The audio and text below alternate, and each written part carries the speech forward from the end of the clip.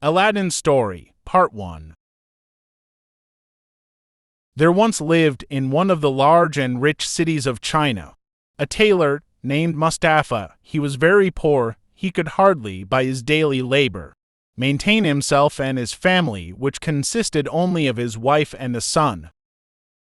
His son, who was called Aladdin, was a very careless and idle fellow. He was disobedient to his father and story of Aladdin mother, and would go out early in the morning and stay out all day, playing in the streets and public places with idle children of his own age. When he was old enough to learn a trade, his father took him into his own shop and taught him how to use his needle. But all his father's endeavors to keep him to his work were vain, for no sooner was his back turned than he was gone for that day.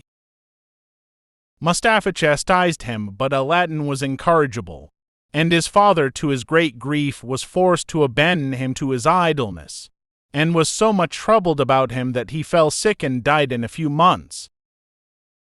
Aladdin, who was now no longer restrained by the fear of a father, gave himself entirely over to his idle habits, and was never out of the streets from his companions. This course he followed till he was 15 years old, without giving his mind to any useful pursuit, or the least reflection on what would become of him, as he was one day playing, according to custom, in the street with his evil associates. A stranger passing by stood to observe him.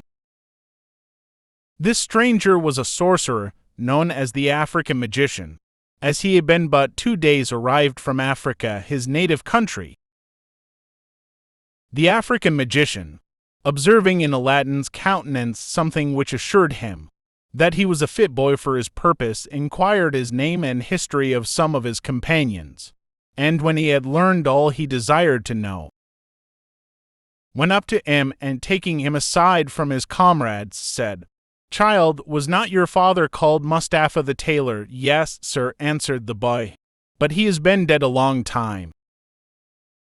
At these words, the African magician threw his arms about Aladdin's neck and kissed him several times, with tears in his eyes, and said, "I am your uncle. Your worthy father was my own brother. I knew you at first sight. You are so like him." Then he gave Aladdin a handful of small money, saying, "Go, my son, to your mother. Give my love to her, and tell her that I will visit her tomorrow, that I may see where my good brother lived so long and ended his days." Aladdin ran to his mother, overjoyed at the money his uncle had given him. "Mother," said he, "have I an uncle?" "No, child," replied his mother, "you have no uncle by your father's side or mine." "I am just now come," said Aladdin, "from a man who says he is my uncle and my father's brother. He cried and kissed me when I told him my father was dead, and gave me money, sending his love to you, and promising to come and pay you a visit, that he may see the house my father lived and died in." "Indeed, child," replied the mother, "your father had no brother, nor have you an uncle." The next day, the magician found Aladdin playing in another part of the town, and embracing him as before, put 2 pieces of gold into his hand, and said to him, "Carry this, child, to your mother. Tell her that I will come and see her tonight, and bid her get us something for supper. But first show me the house where you live."